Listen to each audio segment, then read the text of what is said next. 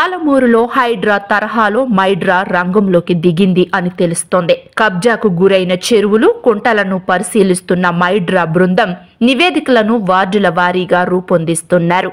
జిల్లా కలెక్టర్ విజయేందిరాబోయి చెరువులు, కుంటలు పరిశీలిస్తున్నారు. బఫర్ జోన్, FTLలో నిర్మించిన భవనాలను గుర్తిస్తున్నారు. కబ్జా చేసిన కుంటలను లేకుండా చేసి ఫ్లాట్లుగా మార్చిన వాటిని మైడ్రా గుర్తించే పనిలో పడింది. ముందుగా పెద్ద భవనాలపై చర్యలు తీసుకునేందుకు సిద్ధమవుతున్నారు. ముందుగా నోటీసుల ద్వారా సమయం ఇవ్వాలని మైడ్రా నిర్ణయం తీసుకున్నట్లు తెలిసిందే.